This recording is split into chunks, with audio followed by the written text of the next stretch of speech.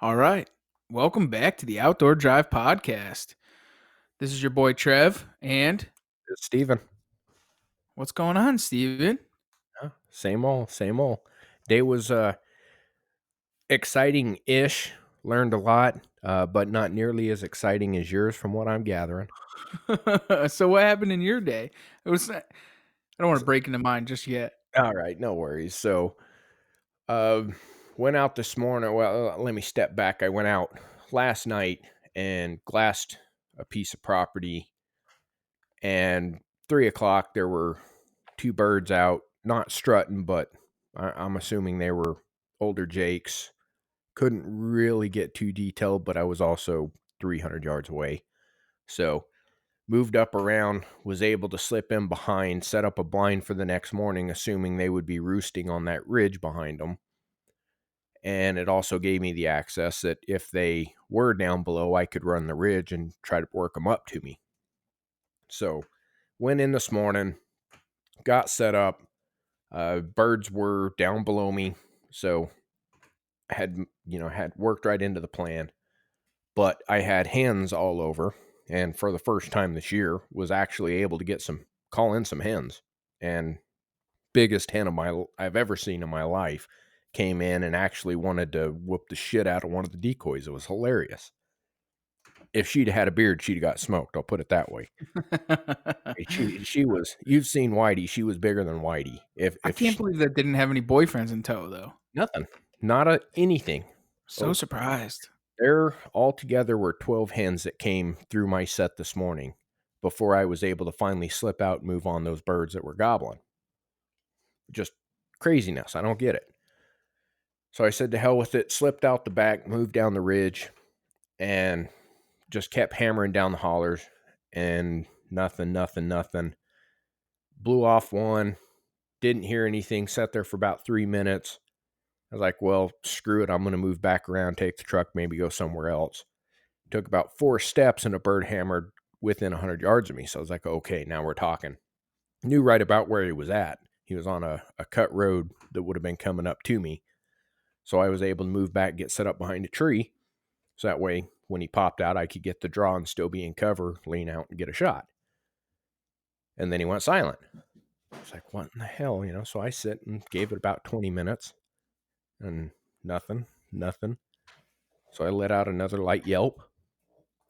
And about 3 minutes later, he gobbled again, even further down another trail. Like, son of a bitch. Well, I knew he was where he was headed. And he was walking right out into an opening that if I jumped on the road I thought he was on, it will take me right in ahead of him into an opening and hopefully ambush him. Well, he got there about 30 seconds before I did. I was able to peek out behind some of the briars, and he was sitting in the middle of the field. No hen. I figured he'd been henned up. That's what drug him off.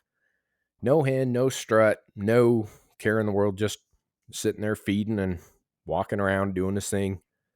Called to him, lifted his head up. He was looking away from me, never bothered even looking back at me. Went right back down, kept feeding. Gave it a few minutes, hit him again. Didn't even lift his head this time. Watched him in that field feeding for 20 minutes, and he walked into a cedar grove. Not a care in the Jeez. world. What the hell is going on down there? I don't know. It's like it felt to me like this particular bird was completely bred out. He showed zero interest.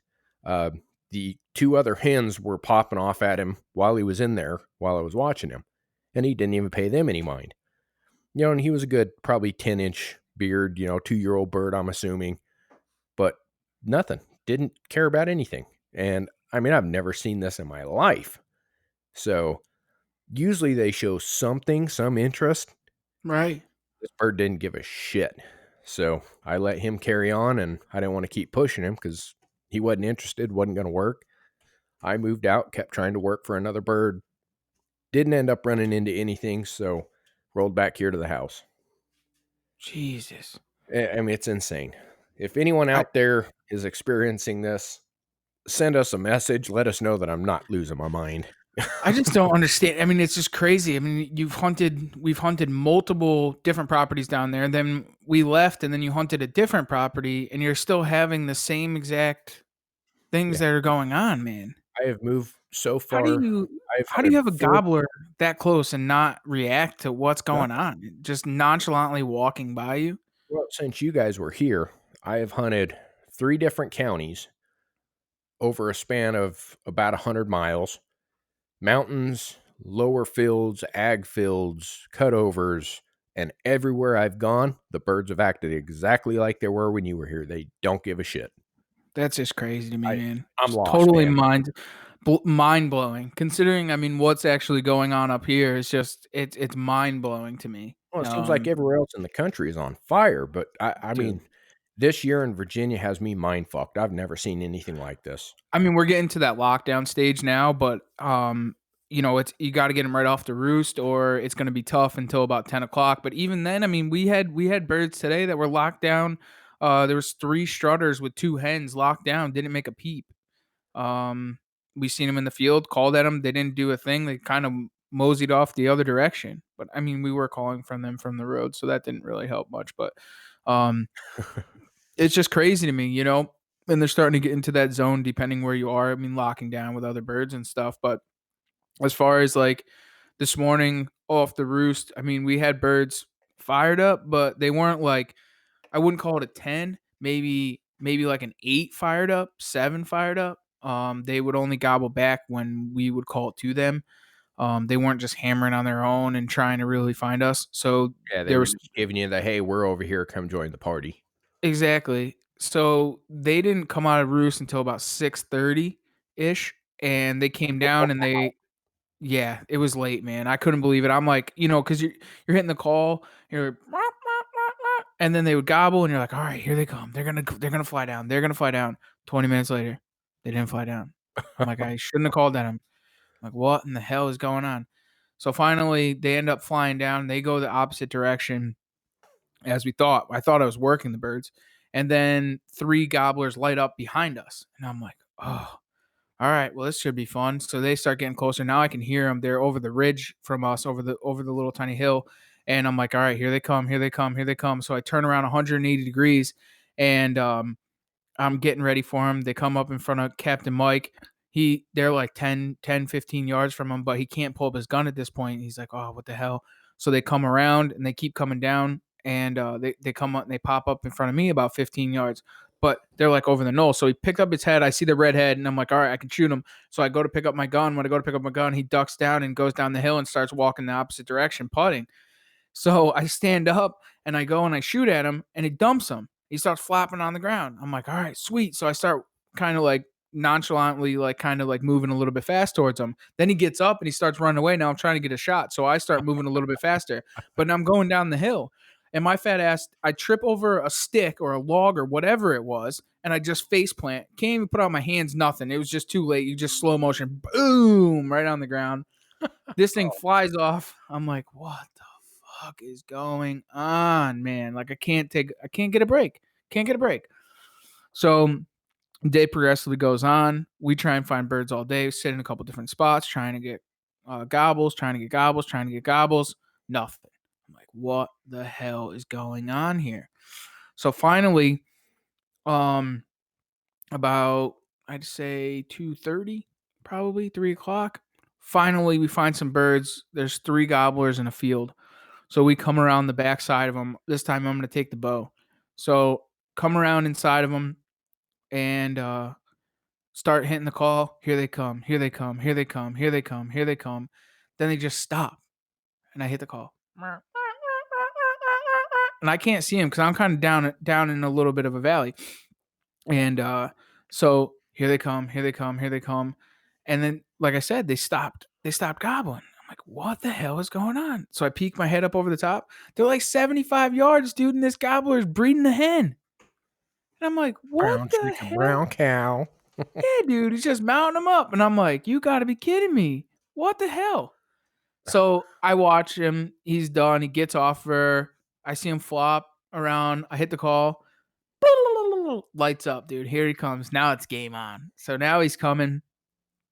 And he gets in 10 yards with the right to the Jake decoy, and he's right at it, dude. And I didn't realize it was a little bit thicker than I had really wanted it to be a little bit bigger trees, but we didn't really have a chance, man. It was just run and gun. They were there. We didn't have much room. Just let them have it. So 10 yards, this thing's right at the decoy, full draw behind the little makeshift blind that I made in a blowdown. Stand up or kneel up, go shoot, and he alarm putts and he turns and he starts running away or like half running away. I'm like, oh fuck. So I have like two vines that are coming off the tree, and I'm like, I gotta shoot in between them. So he's quartering away. I let it rip, and I just watched the arrow graze his back and stick into the tree. And I'm thinking at this point, man, the way that he reacted, I thought I smoked him. And I could just see the arrow in the tree because he was like kind of running, and I just see the arrow in the tree. So I'm like, oh, it went right through him. No, that wasn't the case, bro. He just ran off. And I'm like, fuck, man, man. I look at Mike, I go, did I miss? He goes, yeah, you missed. I'm like, oh, what the hell? So the walk of shame, I walk up there. My Zeus is like 3 inches in the tree. That I was not coming out. I got the picture of it. yeah. I'm like, damn. I'm like, that's it, dude. That was it. That was our chance. So I thought it was a big bird, and then I got home and I looked at the footage. Probably one of the biggest birds I would have shot with my bow. Yeah, dude, you sent me over the picture of that Ugh. thing. It's like you have birds that drag their beards. This thing looked like a rainbow coming out of its chest. This thing comes off of its chest 3 inches before it goes down and touches the ground. It's nuts. You I've know, never seen a beard like that. and then it's like, we get Coke can whitetail bases. Yeah, Well, we have Coke can turkey turkey exactly. beards, okay? That's what this was. It was just thick, long, giant. Oh, it was just yeah, whatever. But so after revealing the footage and looking at the footage, I ended up hitting a stick. So there was the two vines that came down, and there was two that were in the middle of it. And with the arch, I hit it and deflected it. So it is what it is. What a day. That's turkey hunting at its finest. So to have what I have going on up here and then to hear what you have going on down there, not cool, man. It's 2 Not different cool. worlds, man. It is, It man. really It's is. it's nuts. And today was 70 something. Friday they're talking some lows in the mid 30s, and they're talking rain and snow Friday night here. Yeah, we've got a pretty Like, good storm jeez. system coming in this way as well. I'm gonna try to get out in the morning and work it as long as I can. Tomorrow afternoon's supposed to get into severe thunderstorms, so, don't think I'll be doing a lot of ridge running, but we'll see what happens. It's just nuts. Do you know what made my day that much better? I do, but I'm gonna let you share it. So I came home from hunting all day, and I knew. So I had stopped home because I needed my phone charger, and we were driving around town trying to find some birds. And I saw the UPS truck, and so Here, my first shipment. let me give you a drum roll here. So I saw him, and then I left, and then about 7 minutes after I left, the camera goes off, and I see this guy in a brown dress up, and he's carrying an elite box. Oh shit. So the new cure is here, my friends. The cure is here. So I'm excited to set that up. The CBE sights and quiver and the Torx kit and all that stuff's here. So this weekend I will be setting up the new cure. If I had that, I probably wouldn't have missed today. Just saying. Now, well, you can't. The bow's not going to change where the stick is. I know. I know. However, that short axle, the axle that's a little shorter than what yours is, may have made the difference. I don't know. High hopes, man. High hopes. That's all So right. You can it's break all it in, right. right? That's all right. We'll get in on those birds, man, as long as they don't get messed up with. But they're all public land birds today, so hopefully they don't get messed with, and we'll hope for the best in the future. Hell yeah, man. That's awesome. You're gonna enjoy it. Yeah. You know what else I'm gonna enjoy? What's that? This podcast. It is gonna be a fun one. I'm very excited. I was just sitting here thinking, I was wondering, what's it gonna be like to cut the Zeus loose off of the cure? Hmm. And I think who we're gonna talk to may be able to give us a little bit of headway into that. Yeah. Kind I of mix I some of got those my biggest stories. I got my biggest trophy today with the Zeus, Yeah, yeah, you killed a a pine tree. tree. Oh, it was a Yep, pine tree of all that trees. was it's like a 30-footer, Yeah. Yeah, you're not getting that one back. mucho giant, dude. So what you're saying is So, the Zeus gets penetration even in wood. trees. See, at least had it been maple, you could have gone back and it tried to tap the Oh. sap out of the hole or something. Yeah, you weren't getting this one out, so it's all good. Should we thank the supporters and the people that we partnered with? I think we should. We'll knock it We should. out, get it out of the way, and we'll jump on with our guest. Let's thank them. Nor'easter Game Calls. Nor'eastergamecalls.com. Get them in close. Get your box calls, your turkey pot calls, your little cluckers. You can even get your custom name on them or with the drive on them if you want to. Um, Mocky Mock, the Prospector Series. He's got some other new stuff coming out we've been working on, so stay tuned for that also. Broadside Camo, broadsidecamo.com. Use promo code Outdoor Drive. Check them out I can't even talk right now. Broadsidecamo.com. Ethics Archery, ethicsarchery.com. Use promo code Outdoor Drive 10. Get all of your inserts and outserts needs. Wicked Twisted Bowstrings, wickedtwistedbowstrings.com. Use promo code Outdoor Drive 10 to save yourself some on some custom bowstrings. Get Jillified. Death Wish Coffee, deathwishcoffee.com. Promo code Outdoor Drive. Fueled by Death. I feel like I need some of that today after this long, long day. You sound like it. I'm not gonna lie. Man, I'm dying over here. I'm sorry. I'm You're just so good. tired. You're good. Um, the world's strongest coffee, fueled by Deathcast. Check them out. Amazing Jeff. D&M Custom Arrows, dmarrows.com. Get your custom arrow needs. He does We, some badass shit, man. Especially some of the traditional things. dude, his Some of trad these stuff is arrows, works of art. oh, It's beautiful. insane. The fletchings and I mean the feathers that he does, all individually done there, man. It's just nuts. Yeah. Yeah, I think we're both gonna have to be hitting him up and making some replacement orders after going through my stock from our shoot when you guys were here. Yeah, I'm I got to get some new shafts bad. things got a little crazy down there in Virginia. I've got a pile of busted arrows sitting out here on the porch still. It's great. Jesus, that's awesome. It was fun. Good times. Oh yeah, we have a little collection now down there. So Yeah, we're just gonna keep it rolling. that's right. Well, speaking of Virginia, man, we got a Virginia native coming on. Cool beans. You want to let him introduce himself, or do we want to spill Nah, the beans? we'll let him do it. All right. Hopefully, he'll pin him up. Maybe you'll stick him when he's done. That's right. All right. Well, let's get him on. Sounds good. Nice shot.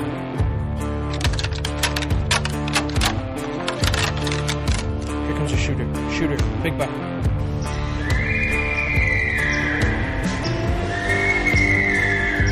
Stack.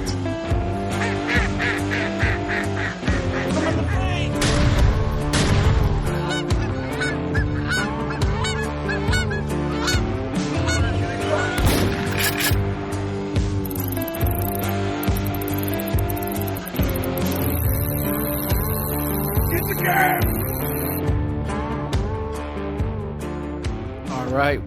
We are in the presence of a legend, the myth, the man, Chris Silk. What's up, buddy? Dude, quit What's going kissing his on? ass. You're just afraid you're going to get locked up. What's going on, guys? How are you, man?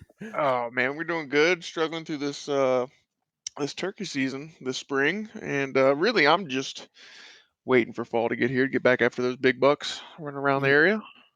I hear that, man. You bet. This is just prep for the deer season right now. Just Yeah, the turkey season is just a prep for it. that's it. All I'm doing is actually just scouting for the fall. I don't really care about a turkey one bit. Right. It's spring scouting, but you get to Yeah, kill something while you're at it. exactly. It's proactive scouting. That's it, man. So why don't we turn this key? Why don't you tell everybody who you are, where you're from, and what you do? Well, my name's Chris Silk, as I was so pleasantly introduced by my guy Trev there. From Virginia, and spent some time down in Florida and was able to come back home here to Virginia. Back where I was born and raised, and along the way, I started filming my hunts, just bow hunting, and was lucky enough to be down in Florida, so there was always something to shoot at between the hogs and the deer and even the turkeys every now and again. Just been filming my hunts and kind of just doing the bow hunting thing. Not a lot of people doing it out of Virginia. I mean, for good reason. It's tough hunting up here. But fun. There's some really good genetics in Virginia, which I think people overlook a lot. Um, but yeah, man, just been doing the bow hunting thing, filming it, and trying to make something worth watching along the process. Hell yeah, man. That's awesome. Well, if we work You hard enough, we're really pushing to try to get Trev to come join us down here. Yeah, we need to be down here for deer season. We do. Actually, I think we got that one already planned out. They Good want me deal. to Steven wants me to move down to Virginia, though.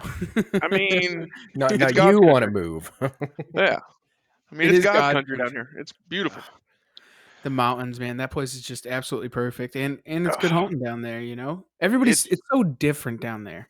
it is. It is. It's a lot different. And so I'm not sure how things are where y'all are at, or where Trev's at, but the deer, you always hear people talking about, oh, I patterned this deer and that deer and this, the third. Well, I don't know about y'all, but here in Virginia, I've got Good plenty of luck. deer. Yeah, exactly. They don't pattern. They summer. They have summer vacation homes, and then they have Exactly. fall visitation. Um, so it's funny. I watch deer. Like I got a couple bucks I've watched all summer long last year on this farm, and come fall, gone. As soon as they come hard horned, they're out of there. And I mean, it's just is what it is, and you're kind of catching the drifters from other properties. Man, and does that you get a lot of drifters from other properties? Hmm. That's what you get because because what you're saying is once you pattern them, they disappear once they become hard horned. Yeah, so you'll catch a lot of the summer bucks. They might be there the first week or two of the season, and then they go wherever it is that they go. And if you're lucky enough for them to survive dog season, they'll come back late season. You might be able to catch them here or there. Um, the buck I killed this past fall on that farm, um, I think I only had two pictures of that buck before I killed him, and it was from 2018, like December time frame. I got two pictures of him randomly, and that was it, and didn't see him again till the night I shot him. So there's a lot of bucks that like they're they're frequent in that they kind of come and go. They check that property a lot because it's pretty doe heavy. Hmm. But they're not living there. They're kind of living just on the other side of the property lines. Damn. Yeah, and it's crazy. And then then they're up and over the mountain and gone. Oh yeah, yeah. I mean Especially it. there, it's mountains everywhere. I Right, made and I made Trev climb a couple up here in the Blue Ridge, and he didn't that's like me for it. well, you got to break them in properly. You can't Exactly. come to the mountains and not do a little walking. But where I'm at, it's actually I'm kind of out on the outskirts in the flatlands, and this in particular farm is like it ain't but 40 or 50 acres, I think, but it's surrounded by like hundreds of acres of ag fields. So these deer just kind of have their way, and there's nobody that hunts it. The surrounding properties, which is nice, but it's just so big, it's kind of hard to keep track of them on 40 acres. Oh yeah. Absolutely. So Especially out there. I mean, you never know where they're gonna end up going. absolutely, man, and it's it. Like I said, I'm a bow hunter, always have been, for the longest time anyway, and it's just so different here in Virginia the way the seasons are set up. It's 2/3 of the season's gun season, so those deer get to scrambling pretty quick into the Because it season. goes into muzzleloader season, right? Like, Right. so then Right. it Hmm. goes into muzzleloader, then it goes into a rifle.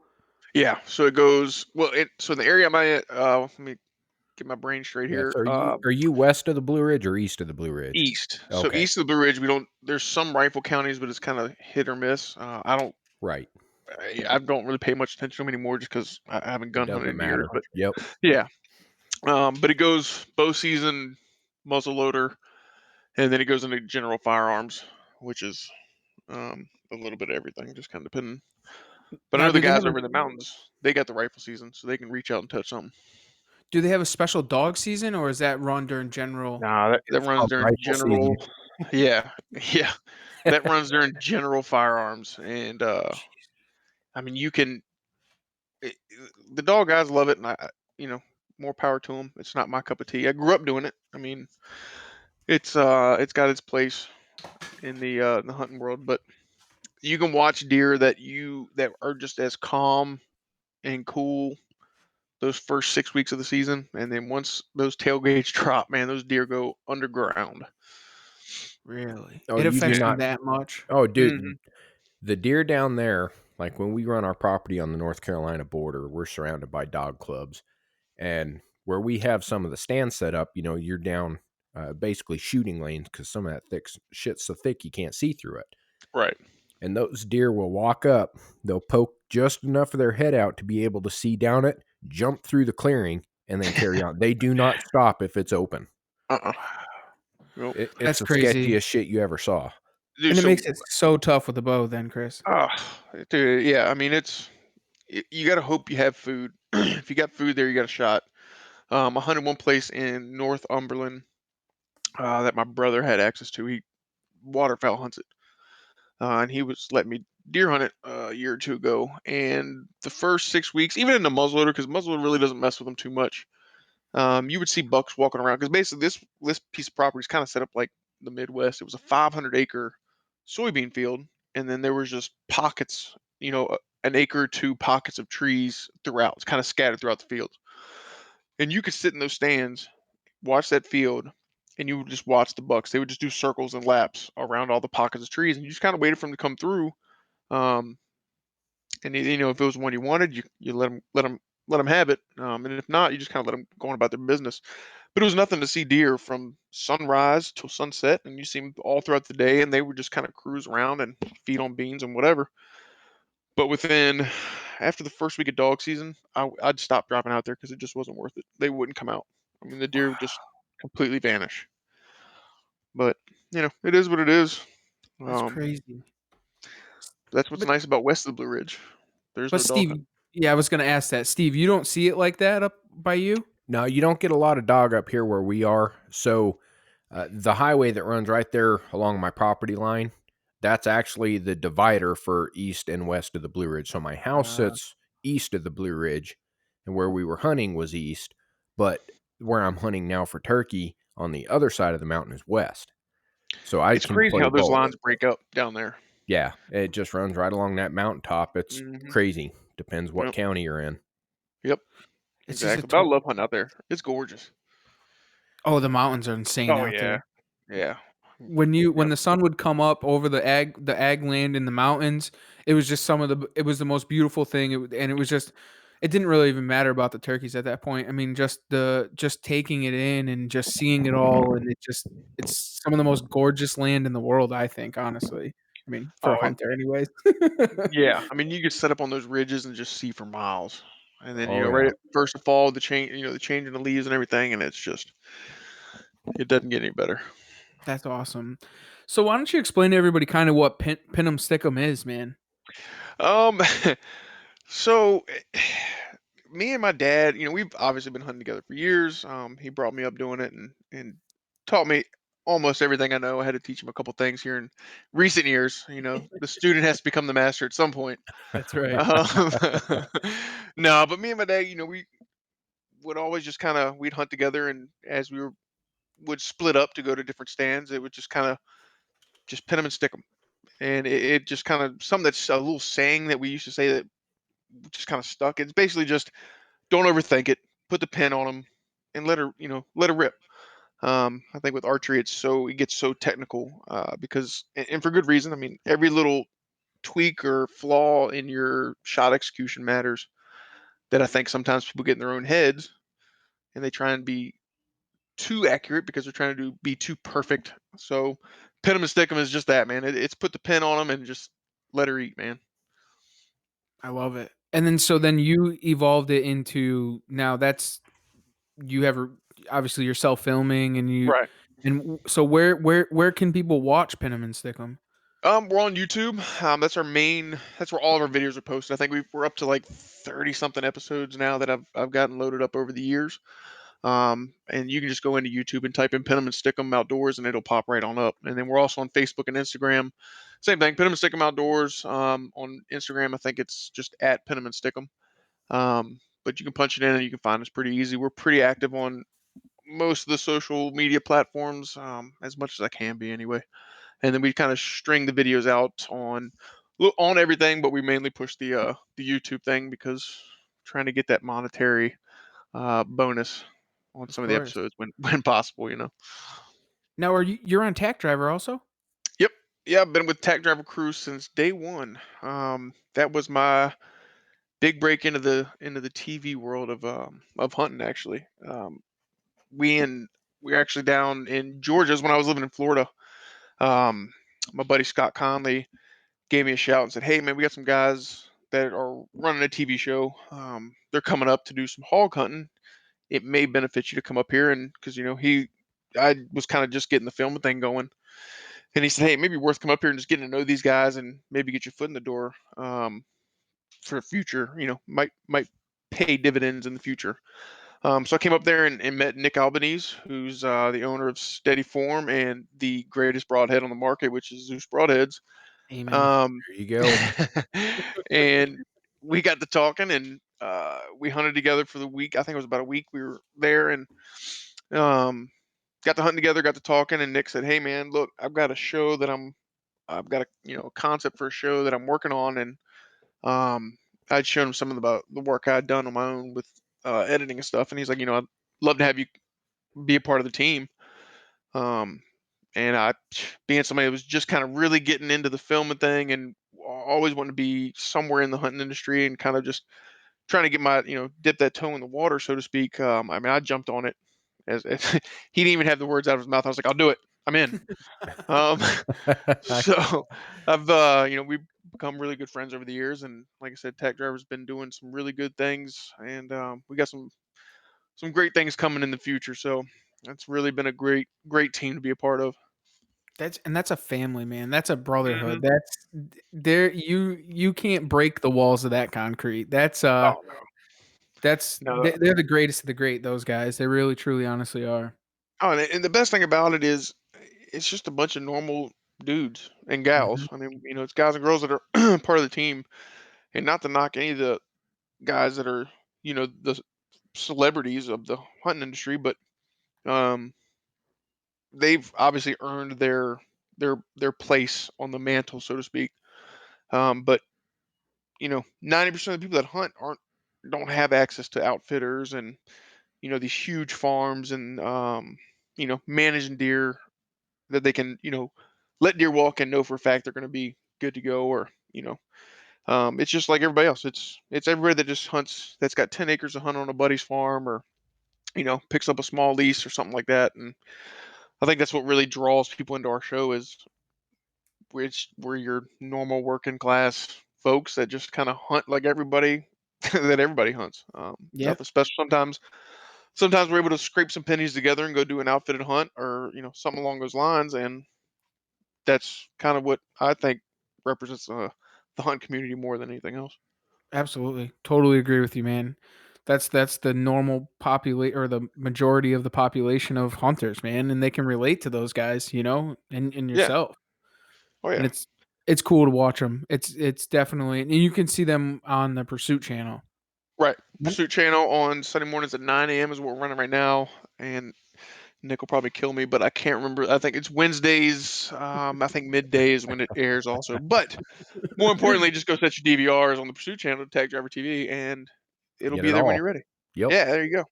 And you can get the Pursuit up, for those guys that can't get the Pursuit channel, the Pursuit up app, Right. to watch it. So that's So another it's like cool their thing. streaming option. It'll stream whatever's on the channel live. And then they also have, I think in that, you can stream it live and you can go back and watch past episodes, if I'm not mistaken.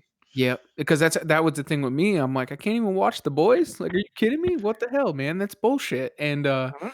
And then I looked it up. Actually, I was talking to Nick and Tommy, and they're like, "Yeah, dude, if you look at this app, then you can get this app, and boom, you can watch it." And I was like, "Oh, Yep. thank God! Now I can watch all The Boys." Exactly. It's definitely Exactly. badass, Binge watch it all from day one up until the present season we are currently in. which is really cool, man. Oh yeah, it's been a blast. It's been a But blast. you don't only just hunt, man. You fish too. I do a little bit. I've been known to stretch a string. not only on a bowstring, but a fishing line as well. I Which get is lucky every wicked now and again. cool. I wanna hear a little bit about this, man, this whole the whole catfishing thing, man. I was totally intrigued. I watched the video. I was like, "Damn, man, this man can So, fish too?" I was like, "How come we never heard about this?" as much as I would love to take all the credit for those fish that we were on that day, I can't take any. I was just simply a passenger. A good buddy of mine, Andrew Parsley, who was the boat captain, if you will. Me and him go way back. We used to work together at Gander Mountain. We both got out of college and just kind of kept in touch over the years.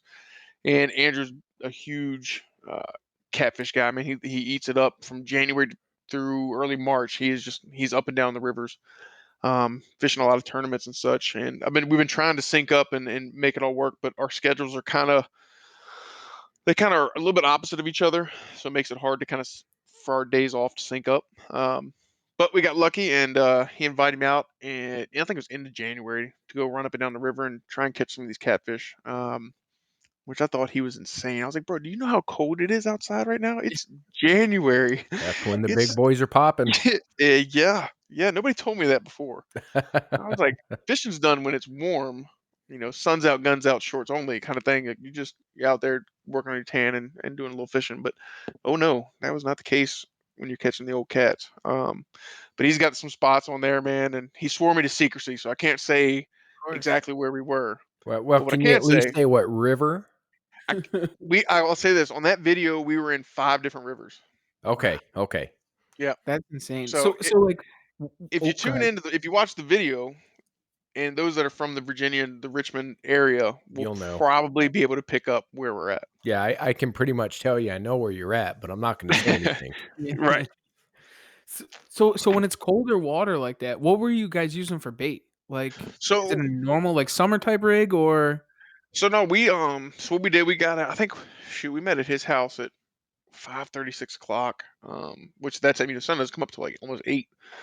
And we'd hit out on the river right at first light, and we were basically gill netting a bunch of shad for bait. And then we would just quarter them up, cut them into 4 pieces, and Yes, sir. basically I want to say I don't know, a heavy sinker and a Yep, hook, and we were just bottom rigging it, and basically just we'd anchor up on a spot that he had marked on his fish finder, and we'd kick back and turn on some tunes, eat some snacks, and wait for the rods to tip down to the water.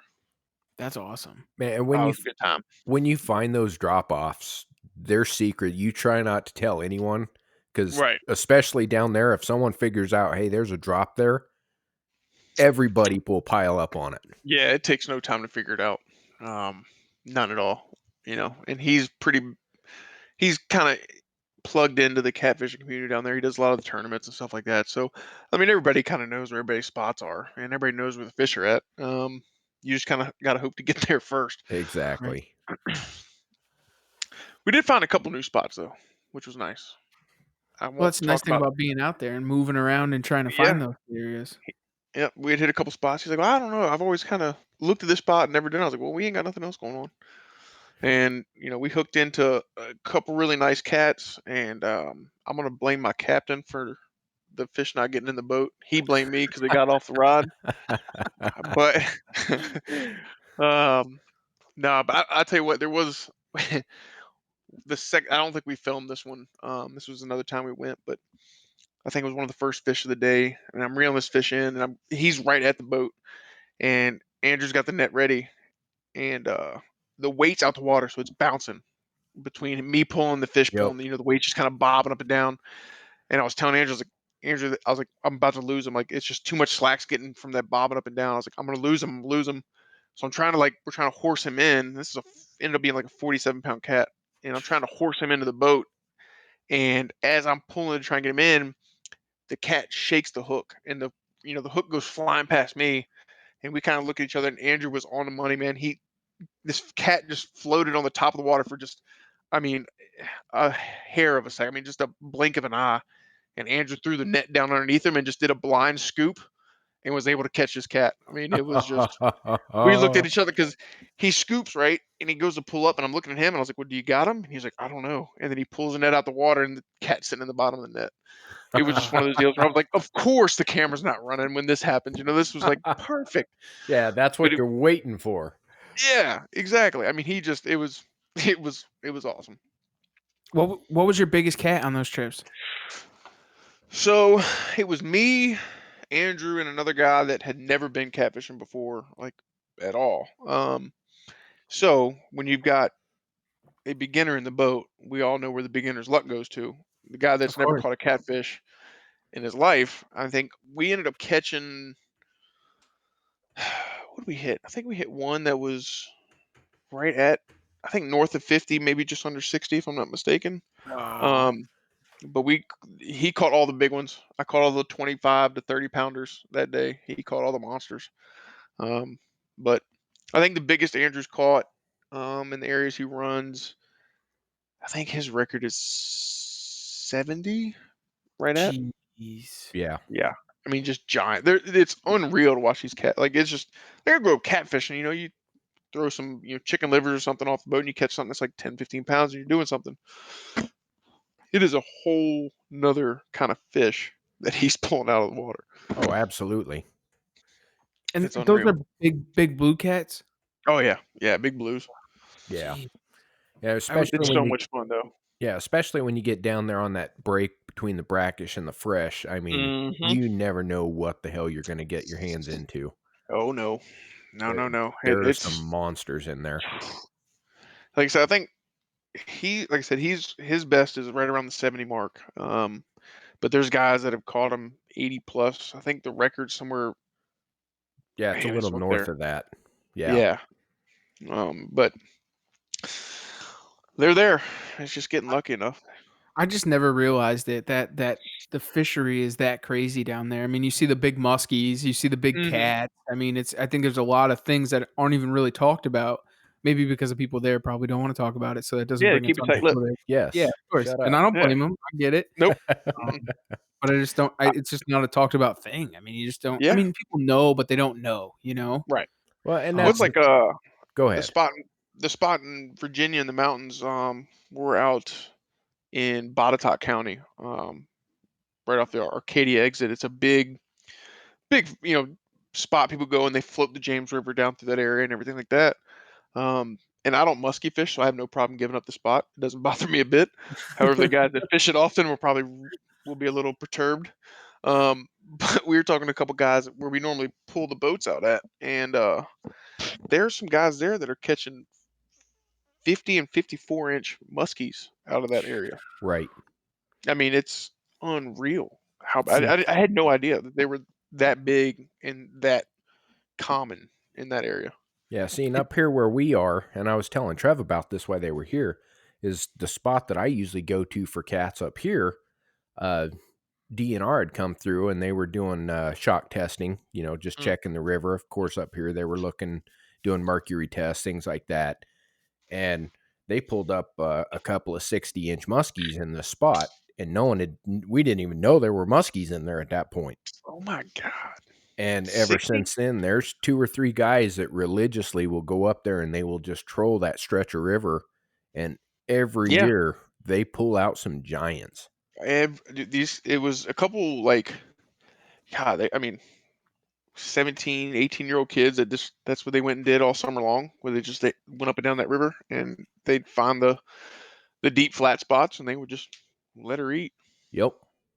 I mean, you'd I never didn't think of it. No, I mean we always smallmouth fished it. Every time we ever go, we do a float and we just, Yeah, fool around with the that's the yeah. go-to. But Hmm. I guess when you're out there flipping for smallies and you get a hold of something like that, it'll wake you up. Oh yeah. I had one a couple years back. We were always go down Memorial Day weekend. Um and I look down and I see this freaking 4.5 foot fish swim underneath my canoe, and I was like, "Whoa, whoa, whoa, whoa! What is that?" And I'm like, I'm trying everything, flipping everything past. I'm like, "Come on, come on, come on, come on!" But he didn't want nothing of the beetle spins or whatever I was throwing. Yeah, they're But picky. That's for oh damn yeah, sure. Yeah, yeah. the other thing that trips me out is we were working some stuff down on the James last summer, right? You'll know about what time I'm talking, and Hmm. we're sitting out there and we're watching these guys on kayaks float down, run past us. We're just on the shore, just bullshitting for an afternoon. Right. and we start seeing the sturgeon flip out. Ooh. And we damn near watched this 8-foot sturgeon lay across this boy's kayak. It was the funniest shit I've ever seen in my life. Oh. I wouldn't say that. I mean, that wouldn't be a, a great day, but it'd be a minimal bad day for at least a moment, Yeah. just Oh, because of the yeah. inconvenience. It'll scare the It'd be shit out of you. hilarious. Yeah, if you were the one of the buddies watching, it'd be Oh, phenomenal. as a viewer, we were laughing our Yeah. ass off. This Oh yeah. kid, I guarantee you, had to go home and wash his shorts. Oh, absolutely. But from my Absolutely. He was perspective, chumming the it was waters. exactly. It was great. So, ever since then, I've had it in my head that it's like, how fun would it be to hook into a sturgeon on a kayak down there? You better strap in, Yeah, 'cause you're exactly. going for a ride. Yep. Good What are lord. they up there spawning at that time, Steven? Yeah, you'll see them up in there later in the year, and when they do, right at that last crack of light, about kind of like it is now, you'll just see these things breaching water. And when I Hmm. mean breach, I'm talking like you see the great whites in the Discovery shows. They're coming 5-6 feet out of the water and laying flat like a whale putting out a wake. Damn. It's insane. And Hmm. it's legal to catch them down there? They have a season. Right. Okay. Yeah, because up here, if we don't have no season. If you catch them and then you bring them onto shore or kill one, it's a Yeah, hundred but you thousand. guys can't shoot a dove up there. So what does that mean? This is Ugh. true. Doves This are is true. songbirds. What are you talking about? That's the best shoot you'll ever go on. Yeah. Dude, we got a couple spots down here that I just went back with a buddy of mine from work that had access to a nice little dove spot, and it's the first time I picked up a shotgun to shoot at anything in a while, and I realized that I used to be really good at hitting doves, but but you take a little bit north of a decade off from shooting at moving objects with a shotgun, you're not so good anymore. Yes, sir. Well, Yeah, I I no. I kept telling Trev, and we're gonna do it. I'm gonna drag his ass down here because he's never gone on a dove shoot. He's Oh, it's so much he's fun. never done it. It's so relaxed and fun. I mean, it's a good day. It's a good day. So, yeah, when he gets down here, that's we ought to try to plan something and all link up and take Trev Yeah, out on his first dove shoot. Yeah. yeah, that'd be a good time. That would be. It's a good time. Get the camera out, and we'll just do just put the GoPro there, counting the shells as they hit the ground. Oh yeah, You yeah, yeah, know, yeah. 2, 3 That gets that boxes in for crazy, 2 huh? Yeah, birds. yeah. I Uh, mean, the way mine went, it was I was taking more pictures with the empty shotgun shells than any birds. Yep. yeah. So. So I said, we'll set him down with a whole case, Yeah. and he may go through 60, 70 shells Yep. and get 4 birds. Yeah. No, I mean, I tore through like 3 or 4 boxes, and I got 2 birds. I did good. I mean, it's a good average. That's Oh, Hey, yeah. that's a solid good work. day. That's a good day. Solid work. Yeah, One like I one of 'em might one of 'em may have been sitting on a limb, not hey, flying. doesn't matter. Yeah, and then the other one may have been running across the field. That's his fault. You're a flying animal. If you're gonna run straight away from me, that's easy to aim at. You just put the bead on him and let him rip. It's They you know. they used to give me all kinds of shit about goose hunting because we let the feet touch the ground, right? And then they're on Uh, the ground and they would give us all this shit. And it's like, if I can get a flying animal to touch its feet on the ground, it's all fair games. I mean, that's skill. You know what I'm see, saying? Like, come I've on. never got into the goose hunting because I feel like you can go to a park and throw some bread out, and Yeah. then they'll come right to you, and I it's way wish it was easier and cheaper. I Well, down wish here, it they're just pests down here. Yeah, I wanted to go do a goose hunt with my bow. I'm not gonna lie. I think it would be a absolutely. blast. So that's something you ought to hit up G. Talk to Garrett. Yeah. He put up a video not too long ago. He actually went and did that. In Hmm. the snow too. He Yeah. made it like a Oh. point out of the snow and stuff. It was Uh-huh. pretty badass actually how he did it. Nice. It was definitely really fucking cool. But no, I'm with you on that, man. Shooting waterfowl with a bow, dude, is definitely really cool. I've been trying to like hone in my recurve skills, to Yeah. try and do it, but I'm not there Dude, yet. I'd be all over. So like I said, my brother RC, he owns Chapel Creek Outfitters here. Well, he it was originally based out of Virginia, and now he's got land out in like Saskatchewan and Oh, Oklahoma. I jeez. think he was guiding, and then he's got Jeez. another lease in Arkansas. I mean, just all over. Like they're killing, or his clients are killing just ungodly amounts of birds. So I told him I was like, I'll go duck hunting with you or goose hunting or wherever, but I'm gonna bring my bow. He's like, man, you ain't. I'm not gonna bring it. It's a waste of time. was like, I just want to kill something with a bow. I think it'd be awesome. He's like, only thing I could probably put you on that you'd be able to actually hit with the bow would probably be a goose or like one of the swans or something like that. One of the Sign snow. me up. And Yeah, yeah. I was like, What was okay, the pro if you're so good at calling these things, call one in the bow range. Let's make a day of it. I That like sounds it. like a plan. You should definitely do that. I'm gonna try, dude. He's gone during duck season, man. He's up in, like I said, he's up in Canada, and he's gone. If you catch him in Virginia, it's a rare feat.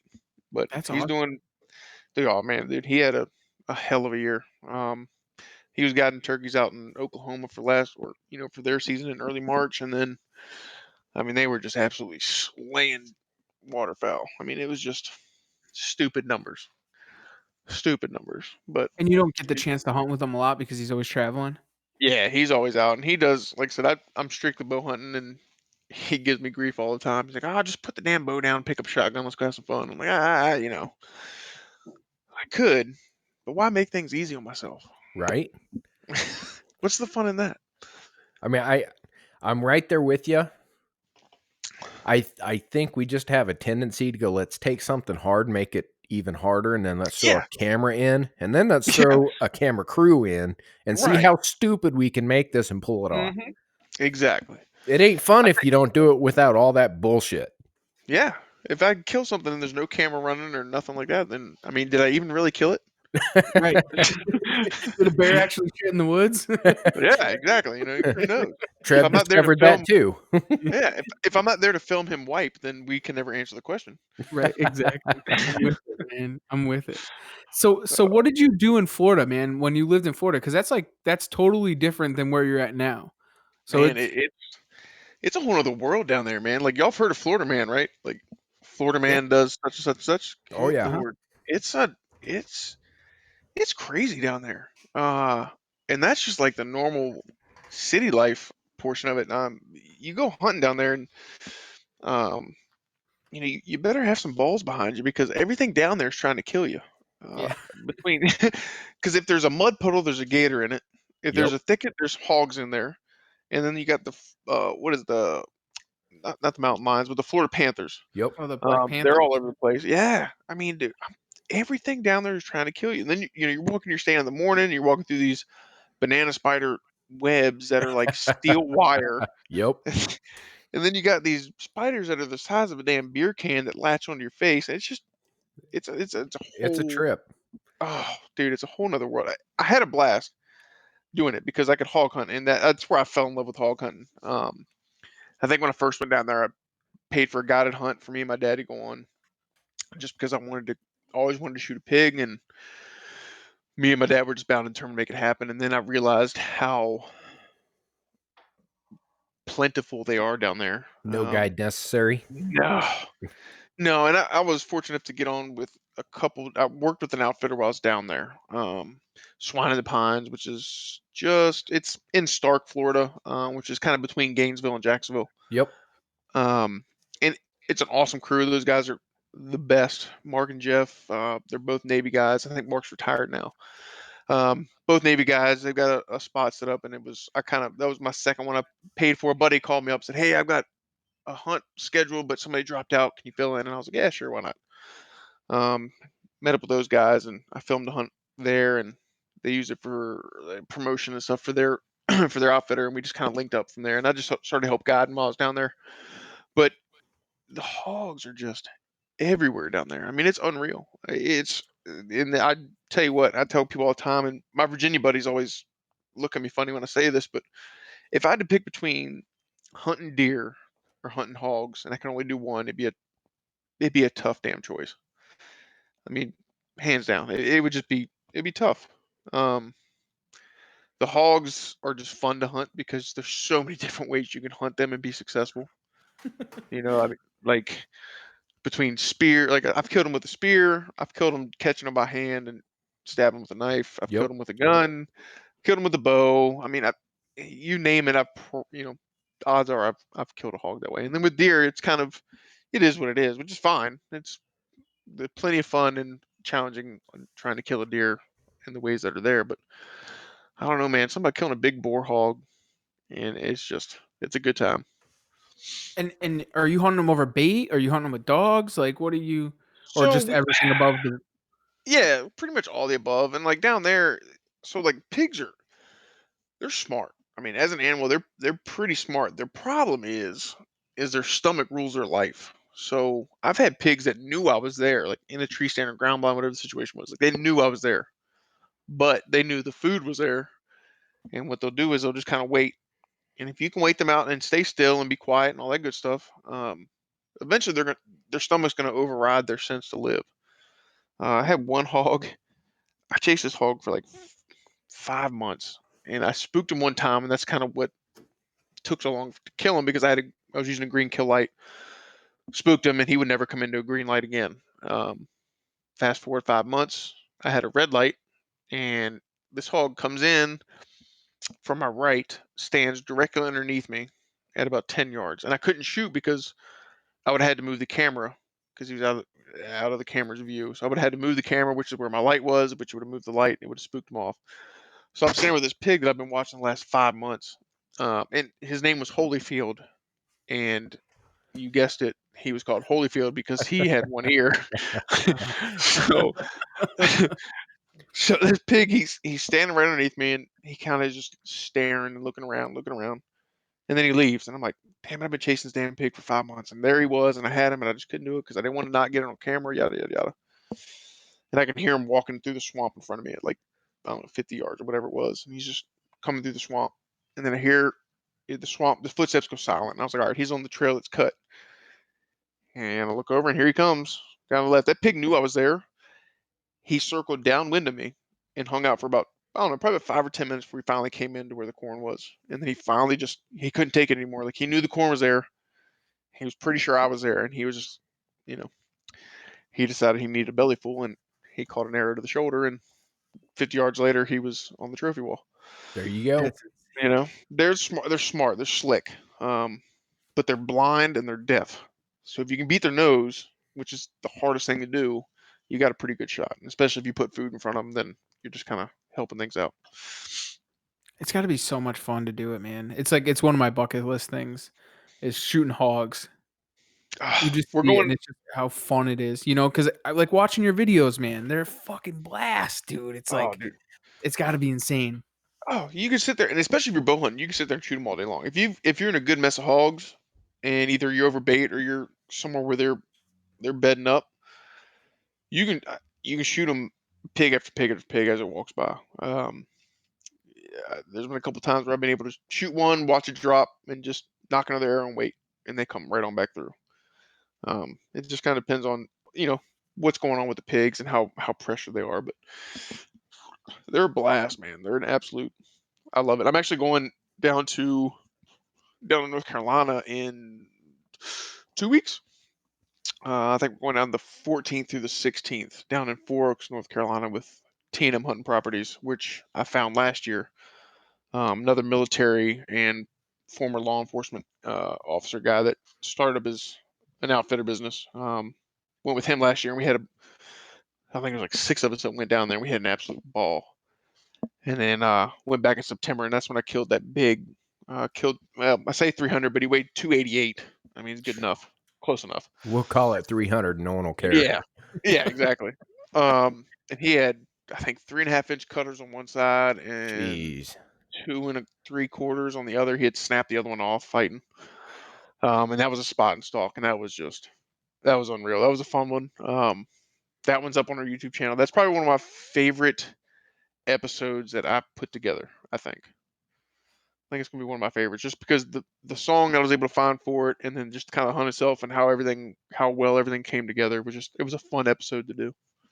That's awesome. And was that your biggest hog?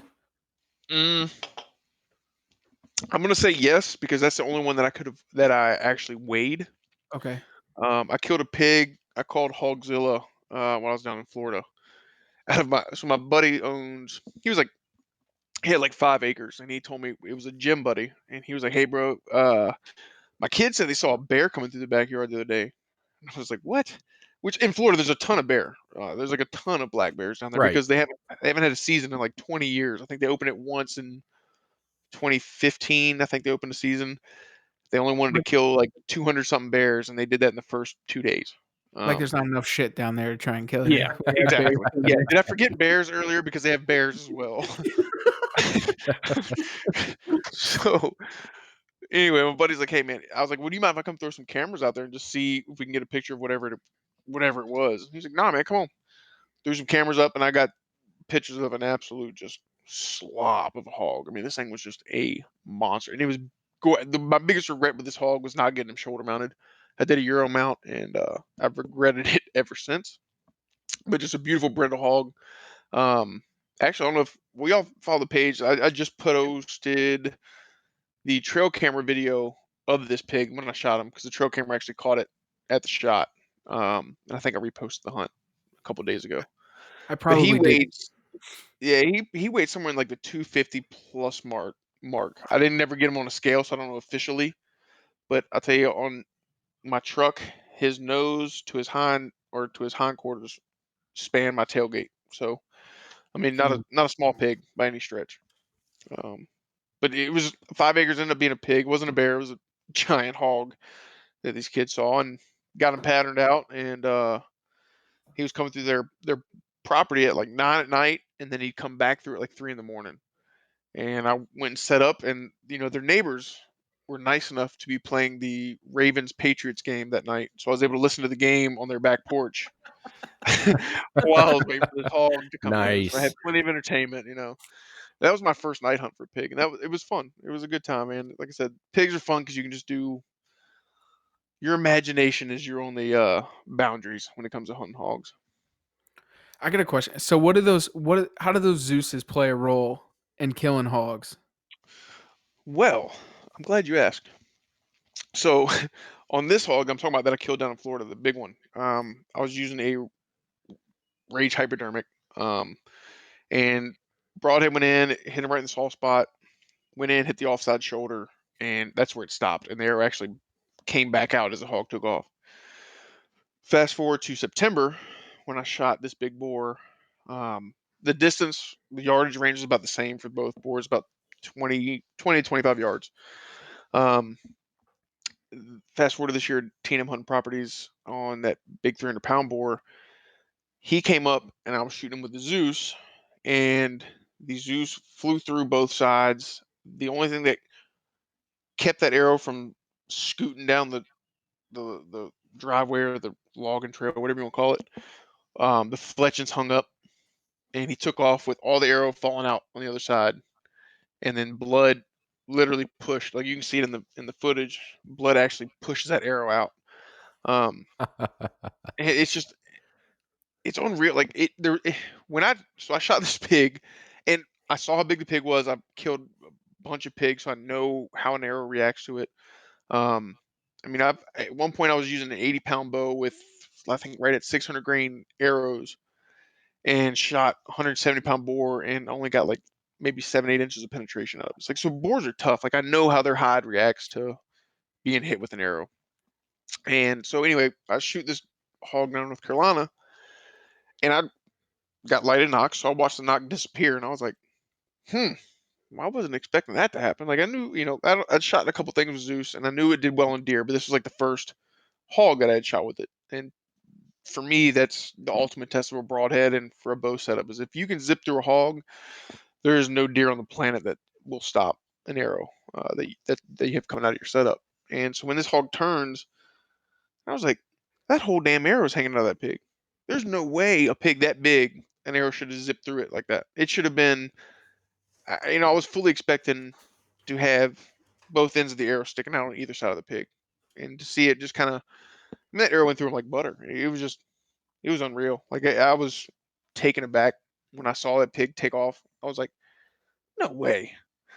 So I ended up hitting him with a follow up shot just because he was still standing in the beans, and it was a perfect quarter and away shot, and it absolutely shattered the offside shoulder. Um, and when the pig ended up crashing, he snapped the arrow in half. And Matt at T&M Hunt Properties sent me a picture a week later. I said, "Hey, the butcher just got this out, dug this out of the shoulder, and it was a Zeus broadhead, had shattered the offside shoulder of that hog, and was in completely perfect condition." I mean, there was no dings, no dents. Wow. Everything still worked. Yeah, it was unreal. And that's when I was just like, you know what? I never need to look for another broadhead. Ever again. You This one does it you all. Yeah. you know what that makes me think of, Trev? What's that? Hi, I'm Chris, and I've been shooting the wrong broadhead. Exactly. I shot the rest, now I shoot the best. It's Yeah, just there what you Yeah, go. yeah, that's it, man. exactly. It it's crazy what that broadhead does, man, and I try and tell everybody it, man, and there's a ton of people that, they'll say, "What's the best turkey broadhead?" "Zeus." "What's the best deer Mhm, broadhead?" "Zeus." "What's the" and mhm. they're like, "Why the Zeus?" And I'm like, "Listen, just shoot it, and then you'll understand why." The Yep. things that it does to animals is life-changing. It doesn't Yeah. even make Well, sense. I'm gonna say it's life ending. Right. Yeah. Yes. Well, that's a change in life. That's a change It's in life, yeah. If It's you are it's just living and then you are now dead, your life has changed. it's insane what it does, man. I and how it blows through bone, and that's why I asked about the pig, man, because we all know, and everybody, everybody across the industry says pigs are the hardest to kill because the shield, the Mhm. shield, the shield, the shield. Pigs, I mean, pigs, pigs. Everything's I tested pulled with pig. buckshot, I pulled slugs, I pulled just about any caliber of firearm out of hogs' shields. I've done it. Um, so it's nothing to be messed with. I shot a 250 plus pound pig down in Florida. I was using Grim Reapers, their Carna 4, which is a 4 blade head. Mhm. I pinwheeled this pig. That's a good thing about filming because I can tell you it's a perfect shot, and people are like, yeah, bullshit. But I have actual footage to back it up where like I've showed people, I'll show them the video without saying anything, and they're like, oh, how far did he go? Like, I have no idea. He's still running. This broadhead hit, and I, I'm not lying when I say it didn't get maybe 2 inches of penetration. I mean, it hit that pig and just stopped. And it was an over the top opening style broadhead. For those that aren't familiar with Grim Reaper, they open over the top, which is to me what makes Zeus so different from any other head on the market is it's the only head that works with you. Like you have some that like your slip cam and then they work they don't work necessarily against you, but for a blade to open, it has to rob you of kinetic energy. It's just simple physics. For the blades to move, it has to take energy away, and that's what any mechanical does because the blades have to open at some point. And what's great about the Zeus is it's a fixed blade broadhead until you hit something that makes it Not. a not a fixed blade. Yeah. Instead of Yeah. it being a fixed blade where it hits bone and it just is what it is, you hit that shorter blade, those blades collapse down to an inch, reducing the cutting diameter, which is going to get you more penetration, and then they reopen once they clear it. I mean, we've had a couple of deer that we've shot where it looks like scissors going through the deer because you can see where it was open, close through the shoulder blade, pop back open through the lungs, close on the opposite shoulder blade, and then pop back open as it was exiting hide.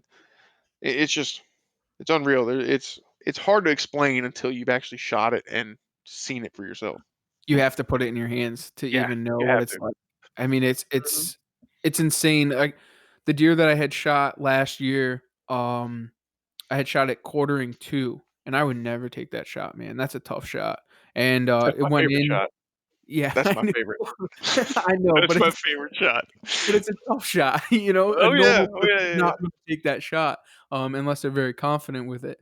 And, it went in one side and then went out the shoulder the other side. And it was the best when my taxidermist writes me and he goes, "These guys with their fucking Zeus broadheads," and he's got the big hole and he's got the Yep, tape measure on it and it's 3 by 3 and he's like, "Bro," he goes, "that puts any rage." He oh goes, yeah. it puts it out." He goes, "It wasn't a slit, man. It was a Nope. hole, three Yep. by 3 hole." He's like, Yep. "That's insane to me." Dude, So it's I've got a picture that I took from a hogs I shot. It was a heart shot, and back to talking about how tough a hide is. Deer hide, it's a soft hide. It tears pretty easily. Mhm. Hogs doesn't. So when you shoot it with a hog with a Zeus, especially one of the smaller ones, I think I shot a couple like 60, 70 pound meat hogs. It looks like a cross has gone through them, and I was like, "You've been blessed by Zeus. You know, you've you've now entered into the afterlife. You're welcome." But it does, man. It cuts a freaking hole in there, dude. And the tip, the crown tip, it just it blows matter out of the way. And like we've slowed down video on countless deer that we've shot with this broadhead. And if you've ever seen like a high powered rifle hit in slow motion, you can kind of see the body just kind of ripple and wave. And we're seeing the same thing with this broadhead when we slow down footage. I mean, it's just a shockwave that goes through these deer. It's unreal. It's crazy what it does to these deers And that's and to any animal. and that's the same I was gonna say with the turkeys, man. You're literally seeing gelatin coagulating where it Hmm. actually hits a bird, and it's just Yeah. instilling so much concussion when it's actually hitting it. It's insane, but Oh, dude. I mean, the damage that it's doing is just unreal. you It's gotta been an check them awesome out, broadhead. man. Yep. Actually, like I said, I'm going to North Carolina again. And when I was down there, I told the guy Matt what I was using for broadhead. He's like, man, I don't know. He goes, I trust you. I've just seen bad things with these mechanicals. And I said, all right, well, just let's just see what happens. And when that arrow zipped through that pig, I turned around and looked at him, and he was like, yeah, it's a bad motherfucker. I said, yeah, Yeah. yeah, it is. Yeah, it is. He's like, Yep. he was like, I've been doing hog hunts forever, and I've watched guys come through with every broadhead in the world and shoot these big pigs, and they don't do anything. He goes, I've never seen a broadhead zip through a pig that big that easily. He's like, it's unreal. And I don't shoot anything super heavy. I shoot what 90% of the people that shoot bows do, and it's a 70 pound, 7 pound limb. It's a Darton Maverick XT. I've got the luxury of having a 30 and change inch draw length, which certainly helps. But I mean, it's not a super heavy setup. It's a 470 something grain arrow. Um, so it's nothing like Yeah, it's pretty standard. yeah, it's nothing crazy. It's right along what most whitetail setups are going to be. That's insane, man. So did you hunt anything else while you were down in Florida? Anything crazy, exotics, iguanas, Ah, anything I like that? did. I did. I killed almost a 12-foot gator. 11.6 was the official measurement. Wow. Jesus. That Yeah, wasn't that long ago though, right? that was 2015 Okay. that I For killed some him. reason, I saw pictures of that. Yeah, he's Would have been sitting on in the old Facebook. man cave right now. He's hanging out. He's That's actually awesome. protecting my beer fridge. Did you shoot him with a rifle or a bow? No, as a bow. That is insane. Yeah, it was a nuts. Oh, that was a fun hunt. Um, that was a fun hunt. Yeah, that was a good one, to say the least. Yeah. To say the Just least. leave it at that, Yeah, right? we're just gonna leave that one at that. I can Um, only imagine. it was Did fun. you get It was into, great. like, the the Go ahead. iguanas or anything when you were down there? Pythons or anything No, like I that? Because didn't. that's like a huge thing down there Yeah. now. Well, our guy Richard Whaley, who's with Tech Driver, he's down there. He was down in Florida, I think, a week or so ago, and dude. I can't log into Facebook without seeing a picture of a dead iguana and him like smiling behind one, holding it up by its tail. See, but He's I been hear they're blasting good those little eating. bastards. Yeah, it's allegedly. I I don't know. haven't tried them, but that's what I hear. No, I mean I'll try it. I'll try anything once. They're vicious little animals, though. Let me tell you something right now. I used to Are raise they? them. Really? Their whip of that tail is mean. They're fast and they bite. Their bite is insane. Jeez, At least when I used to I raise had them. two iguanas as a kid. Yeah, and if you don't, like, play with them or interact with them, they can become very aggressive. So I'd imagine the wild ones are So they're little probably assholes. they're bad.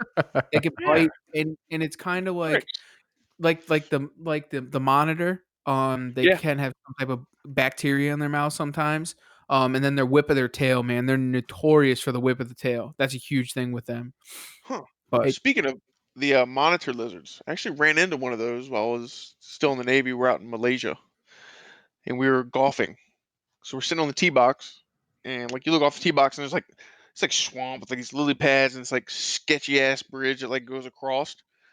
And I was like, that's the bridge you walk across if you want like some mythological creature to snatch your ass and pull you up under the lily pads or whatever we were. And I shit you not, one of the guys tees off, and I look back over, and out from the lily pads crawls a damn monitor lizard. And I was like, see, oh, I told you there was something there that was just waiting to snatch you up. oh, Those are and sketchy looking creatures. yeah, and the monitor lizard, for those that don't know, is the cousin of the kimono dragon. Yeah, dude, they're sketchy, man. Mean, mean, Yeah, fast too, yeah, but dude. I did take one thing out of that story. Hmm. You were in the Navy and you were golfing. Were you an officer? I was not. Okay, just Was making not. sure. No. Mm-mm. Well, thank you for your service anyways before this goes Absolutely. Yeah. out. Yeah, Yeah. Trev's already got the hair standing up. He Yeah. knows I'm gonna make a wisecrack. Oh, dude. Yeah. You gotta love the officer guys. They mean well. Yeah, it's Well, all well, right. But I think a cute why little you butter bar. sailors were out there playing golf in Malaysia, we were out there in the middle of nowhere fighting. So Well, we had to take you there, so we provide the rides. We're like the Uber for the military. no, it's all right. The Army has more boats than the Navy, so we had our Isn't own that ride. weird? Isn't It's that weird? crazy. And Yeah, then what? The Navy has more planes than the than Air the Air Force. Force. Yes, Doesn't make any sense. it's Which insane. It makes no sense, but I don't anybody know. that's been in the military knows it makes as much sense as the military makes Yeah, when you're in. Yeah. military intelligence. Yeah. It's oxymoron. Exactly. Uh, But yeah, thank you for your service, brother. I appreciate you taking the oath. yeah. Thank you too, bro. You We know. had to do something. We were all a little bit too crazy to do anything worthwhile when we were young, I assume. Well, had to go do that thing. It was. I'd be lying if I said it was the best years of my life, but it wasn't the worst. They were definitely crazy. Looking Yeah. back, they were some of the Oh best. God. Oh While I yeah. was there, they sucked, but Yeah. that's just how it Exactly. is. And Hmm. if it wasn't for that, I wouldn't be sitting here talking to you knuckleheads right now. So, That's right. That's right. Yep. Speaking of, I got one question, Chris, What's and up? we ask everybody this question: what drives you outdoors, man? What drives me outdoors? Oh, and I gotta don't say say that your car. my car, yeah, my truck usually gets me there most times. No, man, I'll tell you what, there's not many times in life anymore that you get, the order you get, you don't get many more firsts, right? Like first time you drove a car, your first beer, your first whatever the case may be. Mhm. I think hunting is one of the few things that can offer you that first for as long as you want to be a part of that community, whether it's your first buck, your first antelope, your first whatever exotic, name the time and place. But you get your hunts, you can being a part of people's first kills, first bow hunts. The hunt I'm going on here in a couple weeks for a hog hunt. The buddy that's going with me, he's never killed a hog before, so that's going to be another first for him, and then a first for me to be able to kind of experience that. So it's just the experiences that come from being outdoors, the memories you get to make. In my case, the episodes I get to make, so I can relive all my, I can get to relive my memories, which is always cool. And then for mostly the filled freezers. I mean, come on, why do this if you can't eat the spoils of this so-called battle with the creatures we're chasing? Amen, man. I like it. Yeah, I love it. I absolutely love it. And if it wasn't So for the outdoors, you wouldn't meet everybody that you meet too. exactly. I mean, the friendships that it brings and the doors it opens it's unreal, man. It's pretty crazy. It's been fun. It kind of just adds another layer to life that you gotta appreciate. Awesome. Absolutely. Yeah, oh, I just lost train of thought. That's normal. You've had a Right on. long day.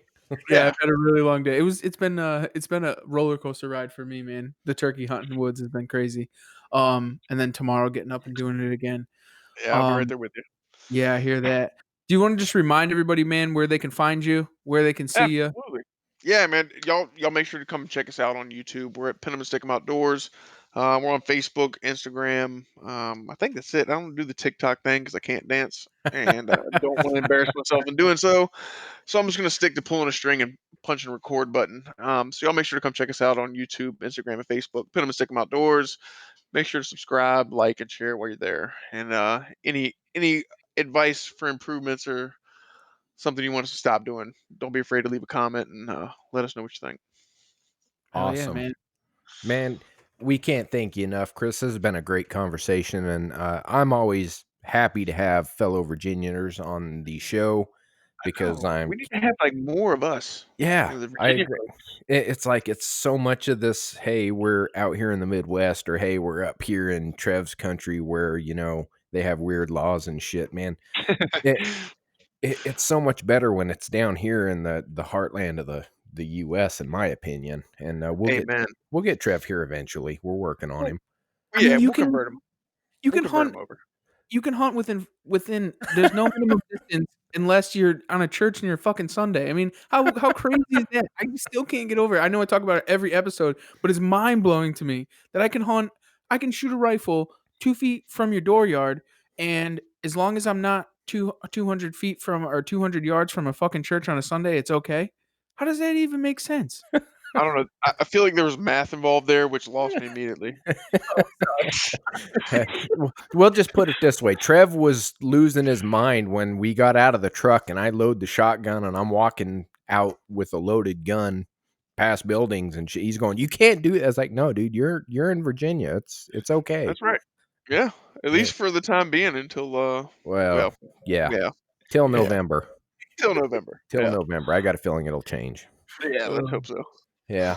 But again, thank you for joining us. Hope Absolutely. everybody jumps on, checks out your stuff. Give him his No, give Chris your feedback. Let him know what you think. Let's keep driving his stuff forward. And for everybody out there, we want to thank you guys and really understand how much we appreciate you listening. Please follow along and let's keep this thing rolling. And thanks for taking the ride right here on the Outdoor Drive.